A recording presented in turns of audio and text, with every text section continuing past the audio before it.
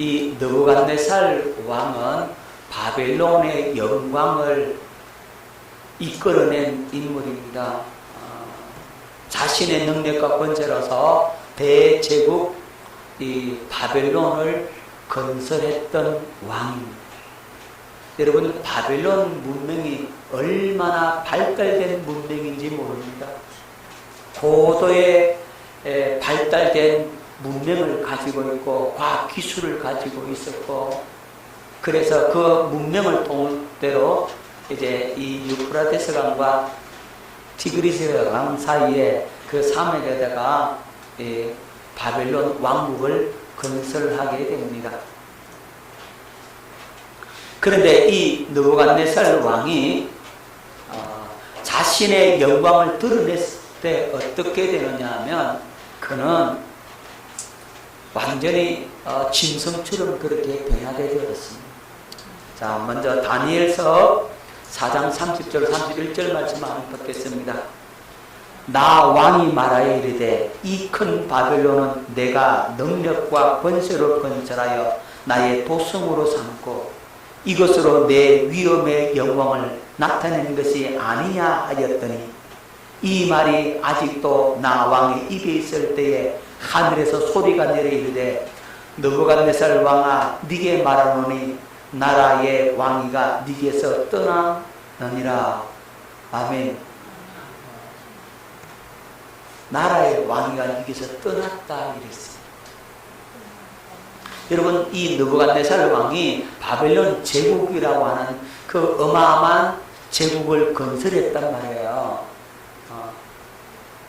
애국까지 다 장악을 했어요, 그 지역에. 그래서 다니엘 4장 33절로 34절 말씀 한번 봅시다. 자, 이 느부갓네살 왕이 마음이 교만하니까 어떻게 됐는지, 바로 그때에 이 일이 나 느부갓네살에게 응함으로 내가 사람에게 쫓겨나서 소처럼 풀을 먹으며 몸이 하늘 이슬에 젖고 머리털이 독수리 털과 같이 자랐고 손톱은 새 발톱과 같이 되었더라. 그 귀한 이 잠에 나 느부갓네살이 하늘을 우러러 보았더니 내 총명이 다시 내게로 돌아온지라. 이에 내가 지극히 높으신 이에게 감사하며 영생하시는 이를 찬양하고 경배하였나니 그 권세는 영원한 권세요 그 나라는 대대에 이르리로다. 아멘. 느부갓네살이 자기의 영광을 드러냈을 때 왕위를 빼앗기고 소처럼 물 먹고 풀을 먹고 몸이 이슬에 젖고 머리털이 독수리 털처럼 되고 손톱은 새 발톱이 되어버렸다. 여러분, 저렇게 완전히 짐승처럼 이렇게 왕위가 빼앗기고 쫓겨나서 소처럼 풀을 먹고, 그죠? 야생에서 짐승처럼 그렇게 살았다는 말이죠. 왜죠? 네. 내가 능력과 권세로 이것을 건설하고 나의 도성으로 삼고 이것으로 내 위엄의 영광을 나타내는 것이 아니냐.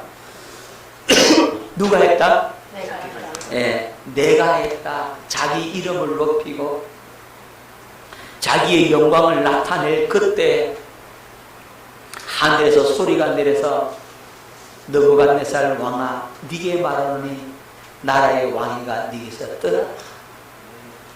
그러니까 총명이 사라져버렸어요. 그렇게 총명하고 명철하고 똑똑했던 지혜가 다 사라져버려서 사람이 동물처럼 짐승처럼 그렇게 되어버렸다 이 말이에요. 그래서 이제 일정 기간 동안 소처럼 풀을 먹고 몸이 이슬에 젖고 머리털이 독수리 머리털 같고 손톱은 새 발톱처럼 그렇게 되어버렸다. 왕위는 쫓겨나가지고 짐승처럼 살았다 이 말이에요. 자, 교만하면 그렇게 되는 건 한순간입니다. 벨사살 왕도 역시 마찬가지입니다. 여러분, 다니엘 5장에 이 사실이 자세히 기록되어 있는데요. 이 벨사살 왕이 큰 잔치를 배설을 해요. 잔치를 배설해서 이제 술을 마시게 되는데 이제 흥이 안 나. 술을 마시면 막 흥이 나고 기분이 좋아지고 막 그래야 되는데 분위기가 싸한 겁니다. 그래서 어떻게 하느냐 하면 이스라엘 나라에서 이제 빼앗아 온 그 성전에 쓰던 금그릇, 그 기명을 가지고 술을 마시게 됐다 이 말입니다. 예.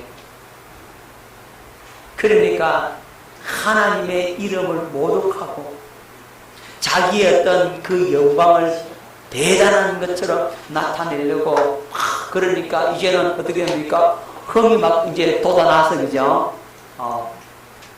그리고 누구를 찬양합니까? 우상을 찬양하죠. 이 바빌론이 어마어마한 제국이기 때문에 그 누구도 넘볼 수 없는 그런 제국이란 말입니다. 자, 그러고 있었어요. 누가요? 벨사살 왕이. 자, 다니엘서 5장 22절로 23절 말씀을 한번 보겠습니다.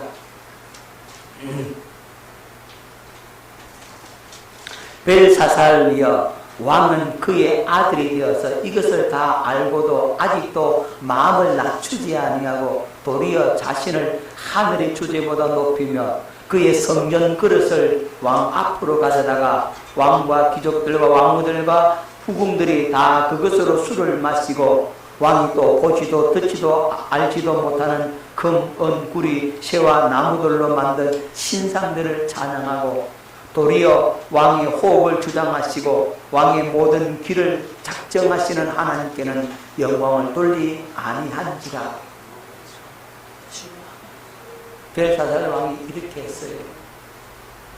그런데 벨사살 왕이 이렇게 잔치를 하고 있는데 바깥에는 누가 쳐들어옵니까?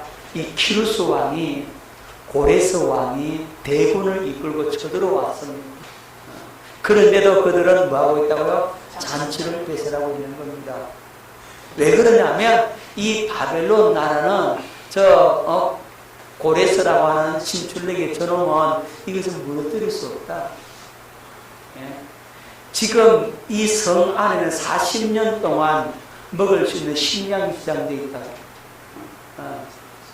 그러니까 이 성은 난공불락의 요새 중에 요새다. 도무지 무너뜨릴 수 없는 이 성이라는 말입니다.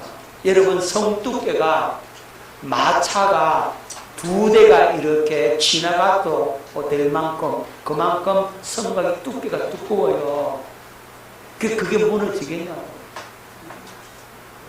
요즘 미사일사도 잘 안 무너질 정도로 그 정도로 튼튼한 게 성을 만들어놨다 이 말이에요. 그런데 그걸 믿고 그들의 마음이 교만한 거죠. 자, 그때에 하나님 손이 나타나요. 뭐가 나타나요? 하나님 손이 나타나서 벽에다가 글씨를 씁니다. 뭐라고 썼을까요? 네? 네. 메네 베겔 우바르신 이렇게 써지죠.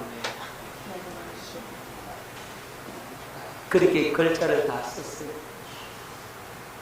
근데 이 글을 해석할 사람이 없잖아요. 누가 불려갑니까? 다니엘이 불려가요. 그래서 다니엘이 그 글을 읽고서 해석을 해주는 겁니다. 저울에 달아봤더니 벨사살 너 함량 미달이다. 너 왕감이 못 된다. 달아봤더니 저울에 달아봤더니 너 그렇다. 그래서 너는 쫓겨나서 죽임을 이 밤에 죽는다. 다니엘이 그 말을 끝나기도 무섭게 고레스 왕이 쳐들어와서 벨사살 왕이 죽임을 당하게 되는 거예요. 여러분, 바벨론 나라는 빼앗기고 그 바벨론의 영광이 무너지게 되어버렸어요. 자, 다니엘서 5장 30절 31절. 그날 밤에 갈대아 왕 벨사살이 죽임을 당하였고 메대 사람 다리오가 나라를 얻었는데 그때 다리오는 62세였더라. 아멘. 교만하면 이렇게 망하는 거예요. 자, 여러분, 베드로는 뭐라고 했습니까? 다 주를 버릴지라. 그죠? 나는 주님을 부인하지 않겠습니다. 호언장담을 하잖아요. 그죠? 자, 마태복음 26장 35절 말씀 듣겠습니다. 베드로가 이르되 내가 주와 함께 죽을지언정 주를 부인하지 않겠나이다 하고 모든 제자도 그와 같이 말하니라. 베드로가 여짜오되 다 버릴지라도 나는 그리하지 않겠나이다. 누가복음 22장 3절 그가 말하되 주여 내가 주와 함께 오게도 죽는데도 가기를 각오하였나이다. 요한복음 13장 37절을 베드로가 이르되 주여 내가 지금은 어째 따라갈 수 없나이까 주를 위하여 내 목숨을 버리겠나이다. 그랬잖아요. 여러분, 그러니까 베드로가 호언장담을 했어요. 다 주를 버릴지라도 나만은 부인하지 않겠습니다. 그랬고, 그죠? 내가 죽는 데까지 오게도 주와 함께 따라가기를 각오하였나이다. 내 목숨을 주를 위해서 버리겠나이다. 이렇게 얘기했잖아요.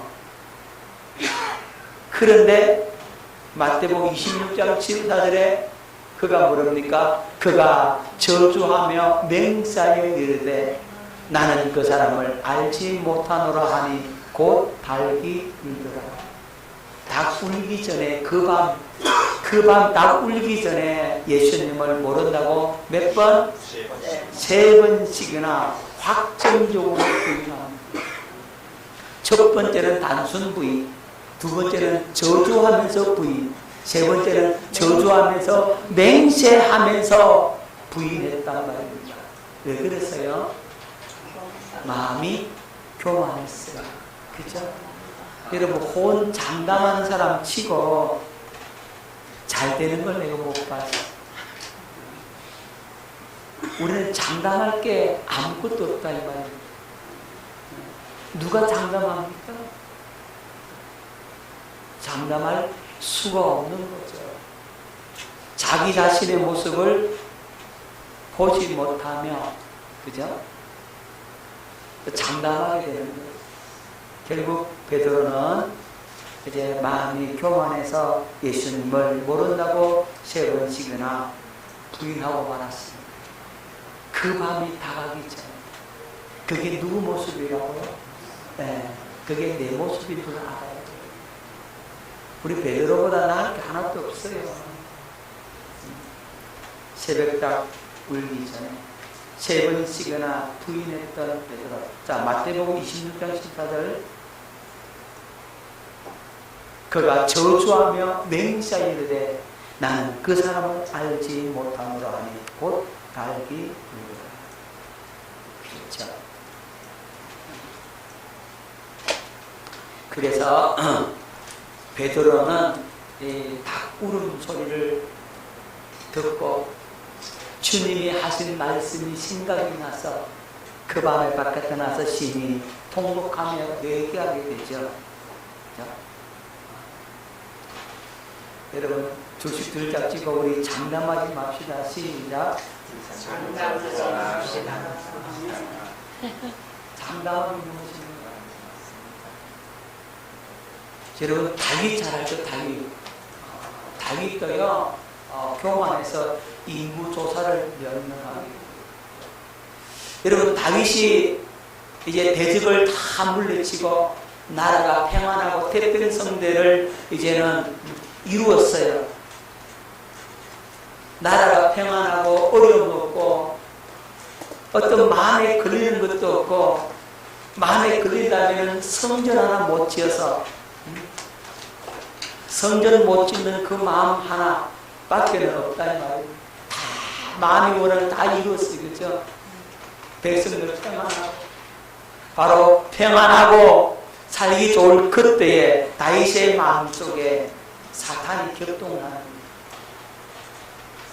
다윗에게 사탄이 격동하니까 사단이 밀가부를 하려고 이제 까불는 거지. 퀴즈를 했다 이 말이죠.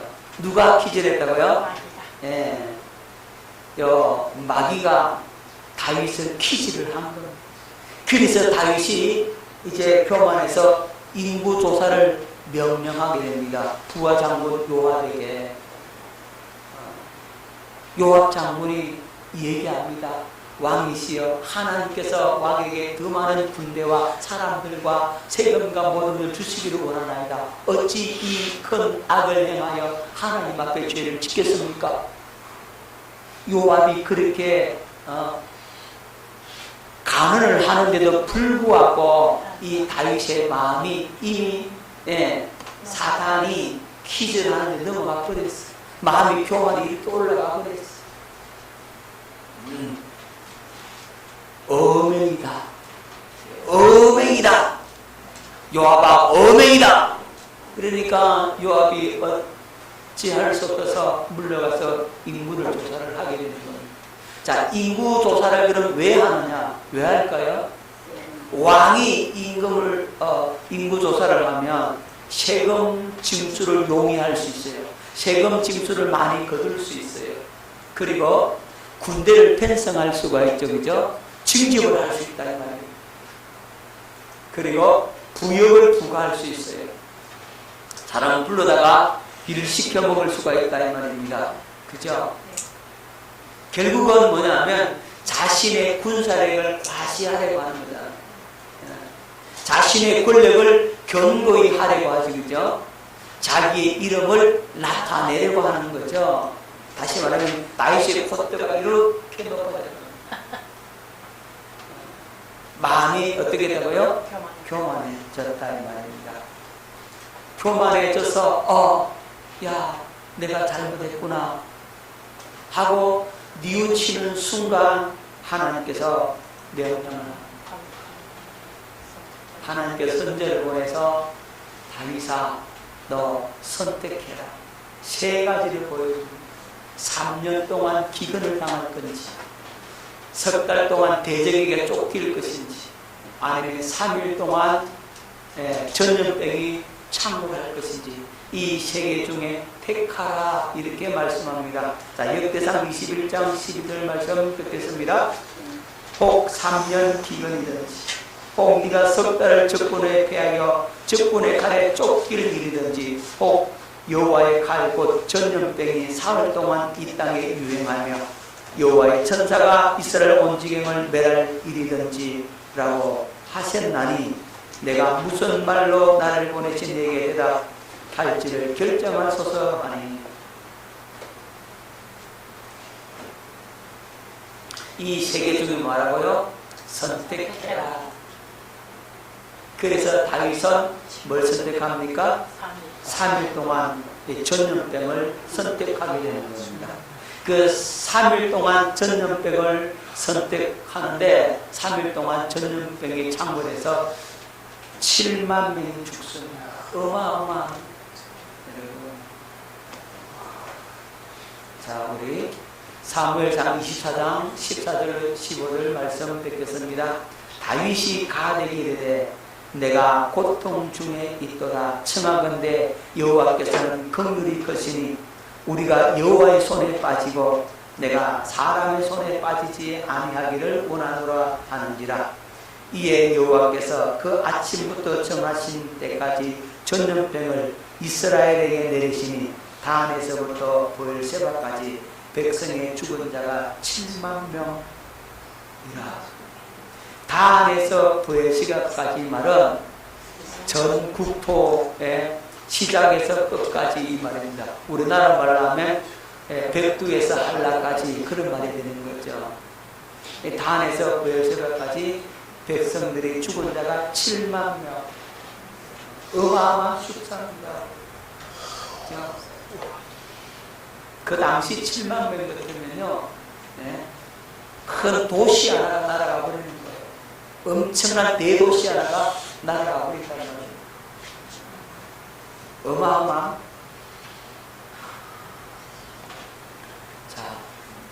다윗이 왜 이 3일 온역 3일 동안의 전염병을 선택했을까요?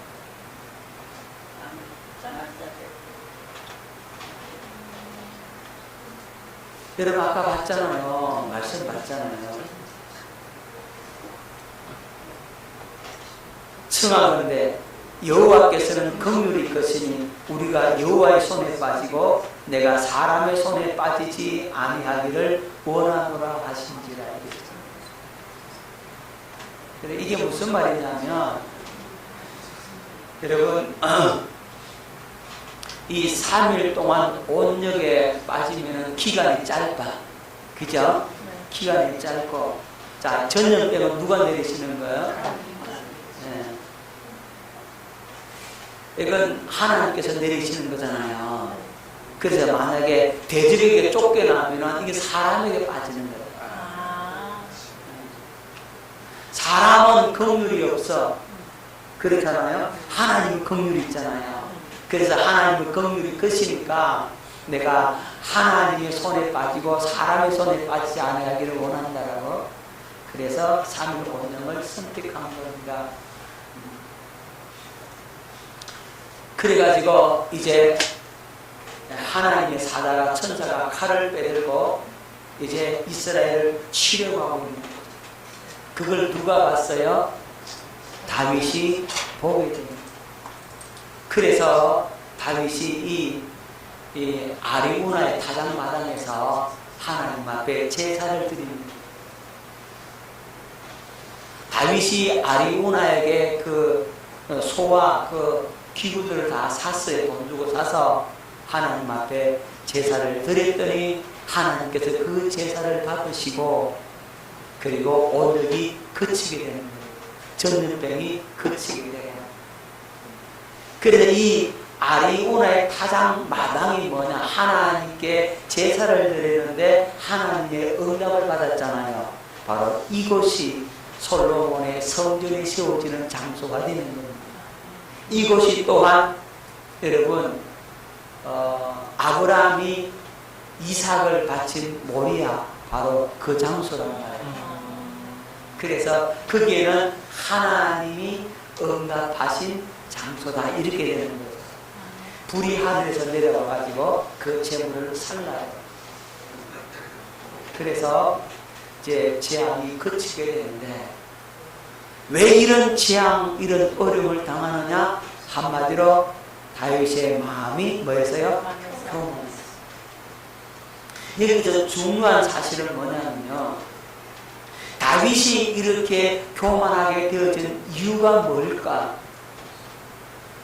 그 이유가 사탄이 다윗의 마음을 퀴즈했다. 사탄이 다윗을 격동시켰다. 그래서 다윗의 마음속에 교만이 불타오르게 되는 거죠. 다시 말씀드리면 여러분 교만이라고 하는 이 배후에 누가 역사하고 있더라? 그렇죠. 마귀가 역사하고 있다는 사실을 기억할 수 있기를 바랍니다. 그래서 교만하면 그 교만한 배후에 마귀가 딱 또아리를 틀고 있기 때문에 하나님께서 심판을 할 수밖에 없는 거예요. 사탄이 어떻게 해서 사탄이 됐어요? 교만해갖고 사탄이 됐잖아요. 하나님의 천사였는데 최고 계층의 천사였는데 기름 부음을 받은 덧넘 거룩이었는데 이 거룩 천사가 교만해서 사탄이 되어버린 거예요. 그래서 교만의 배후에는 누가 자리를 잡고 있다? 마귀가 자리를 잡고 있는 거예요. 여러분 마음속에 교만이 일어나는 것은 그 속의 정체를 갖다가 정확하게 여러분들이 깨달아야 됩니다. 그 교만의 뒷배후에 조종하는 그 마귀가 있음을 알고 그 마귀를 대적할 수 있기를 바랍니다. 여러분 교만하면 내가 교만했구나 인정을 하고 하나님 앞에 회개하고 그리고 뭐까지 해야 됩니까? 교만을 일으키게 만든 그 원인이 되는 마귀까지 물리쳐버려야 돼. 그걸 쫓아내버려야 돼. 거기까지 가야 교만하지 않게 된다고. 아멘. 우리는요 너무나 쉽게 또다시 교만해집니다. 그죠? 너무나 쉽게. 왜? 마귀가 그걸 자꾸 계속해서 공격을 하기 때문에 그렇습니다. 그 다음 이 아마사라고 하는 사람을 한번 살펴보도록 합니다. 이 아마사라는 사람이 하나님께서 이 아마사에게 은혜를 줍니다. 아마사는 남유다 사람들이에요. 남유다 왕 아마사가 이 에돔을 쳐서 큰 승리를 거두게 됩니다. 자, 한번 보겠습니다. 역대하 25장 7절로 9절. 어떤 하나님의 사람이 아마사에게 나와서 이르되 왕이여 이스라엘 군대를 왕과 함께 가게 하지 마옵소서. 여호와께서는 이스라엘 곧 온 에브라임 자손과 함께 하지 아니하시나니 왕이 만일 가시거든 힘써 싸우소서. 하나님이 왕을 적군 앞에 엎드러지게 하시리이다. 하나님 능히 돕기도 하고 능히 피하게도 하시나이다 하니 아마사가 하나님의 사람에게 이르되 내가 100달란트를 이스라엘 군대에 주었으니 어찌할까? 하나님의 사람이 말하되 여호와께서 능히 이보다 많은 것을 왕에게 주실 수 있나이다 하니라. 그럼 에돔을 쳐들어갈 때, 에돔과의 전쟁할 때 이스라엘과 함께 동맹을 해서 쳐들어가자고 한 거예요. 이 아마사가. 그런데 선지자가 나타나서 절대로 그렇게 하지 말라 하잖아요. 그죠? 그들에게 돈을 엄청나게 주고 그들 용병을 샀는데 어떡하느냐. 하나님께서 더 많이 주실 것입니다. 그래서 이 아마사가 선자의 말을 듣고 이스라엘과 함께 가지 아니하고 단독으로 누구를 치러 갑니까? 에돔을 치러 갑니다. 그래서 에돔을 쳐서 큰 승리를 하고 돌아왔어요. 그런데 하나님의 도움으로 전쟁에서 이겼다면 하나님을 섬겨야 되잖아요. 그런데 전쟁 후에 이 에돔 자손은 우상을 숭배하는 거예요. 여러분 왜 그러냐면 전쟁에서 이겼지만 에돔을 쳐들어가 보니까 우상을 만들어 그게 아주 매력적으로 보인다 이 말이에요. 그게 우상 숭배하는 내용이 매력적으로 보이니까 그걸 받아들인 거예요. 어리석게도. 여러분 그것뿐만 아니라 교만해서 누구 말도 안 들었습니까? 선지의 책망을 듣지 않는 겁니다. 선지의 말을 안 들어요. 그래서 교만한 마음을 가져서 누구와 전쟁을? 이스라엘과 전쟁을 이제 하게 되는 거예요. 왜냐하면 에돔을 치러 우리가 가자고 했잖아요. 그런데 그 용병들이 우리 너와 같이 못 가겠다 그냥 돌아가라고 했더니 이 용병들이 유다를 약탈해서 3,000명을 죽였어요. 그러니까 왕의 입장에서 가만히 있겠습니까? 내 백성 3,000명이 저 이스라엘 사람들에 의해서 죽었다 이 말이죠. 남유다 사람들이 남유다 사람들이 이스라엘에 의해서 3,000명이 죽음을 당했으니까. 자, 한번 보겠습니다. 역대하 25장 19절.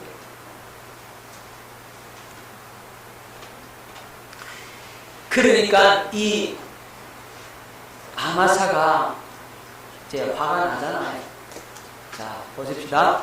네가 에돔 사람들을 쳤다고 네 마음이 교만하여 자긍하는도다. 네 궁에나 있으라. 어찌하여 화를 자초하여 너와 유다가 함께 망하고자 하느냐 하나. 아마사가 자기와 함께 전장에 나가지 못하게 하고 돌려보낸 군사들이 사마리아에서부터 베로론까지 유다 성읍들을 약탈하고 사람 3,000명을 죽이고 물건을 많이 노락하였더라. 이 3,000명이 죽고 노략을 당했으니까 화가 나니까 이 이스라엘과 싸우려고 하는 거예요. 그런데 이스라엘 왕이 난 너하고 싸우기 싫다. 어찌 나와 싸우자고 하느냐? 네가 화를 자초하는 거다. 이렇게 얘기를 하잖아요. 근데 그 말을 들었어야 되는데 안 들어요. 네, 교만해서 우리가 에돔을 이겼는데 너도 이긴다 이렇게 된 거예요. 이제 결과가 어떻게 되느냐면 전쟁에서 대패하게. 자, 역대하 25장 22절을 유다가 이스라엘 앞에서 패하여 각기 장막으로 도망한지라.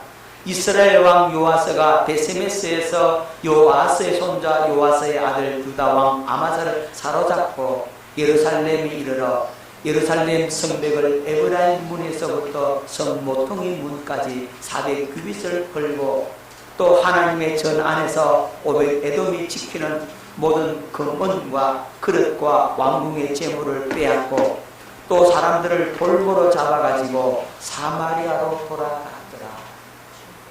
엄청난 피해를 입죠. 그러니까 자기도 포로로 잡히게 되고 그 예루살렘 성벽이 그냥 무너지게 되고 하나님의 전 왕궁 보물 금은 기념 빼앗기게 되고 사람들은 포로로 볼모로 잡아가는. 자, 예루살렘 성벽이 얼마나 무너졌다고요? 400규빗 무너지고 성전의 금은 기념과 왕궁의 재물은 탈취를 당하게 되고 남유다 사람들은 볼모로 잡혀가게 됩니다. 자, 포로는 다시 돌아옵니다. 자, 역대하 25장 27절 아마사가 돌아서서 여호와를 버린 후로부터 예루살렘에서 무리가 그를 반역하였으므로 그가 라기스로 도망하였더니 반역한 무리가 사람을 라기스로 따라보내어 그를 거기서 죽이게 하고. 이제 그가 잡혀갔다가 돌아왔지만 그는 어떻게 되더라고요? 백성들에 의해서 죽임을 당하게 됩니다. 그러니까 이 아마사가 교만해가지고 패망을 하게 됩니다. 이렇게 무서운 것이 뭐라고요? 교만. 여러분, 교만은 멸망의 선봉이요 겸손은 종기의 앞잡이니라 이렇게 말씀하고 있죠. 교만하면 결국은 망할 수밖에 없는 거예요. 교만한 사람들은 이제 하나님으로부터 버림받을 수밖에 없는데 그 이유가 그 배후에 누가 자리를 잡고 있다고요? 사단이 자리를 잡고 있기 때문에 무서운 거예요. 오늘 우리가 이 마귀의 괴계를 알고 마귀는 어떻게 하든지 저와 여러분들을 교만하게 만들면 마귀는 성공하는 거란 말입니다. 그래서 마귀를 성공시키지 말고 우리 하나님을 성공시키는 저와 여러분 될 수 있기를 예수 이름으로 축원합니다.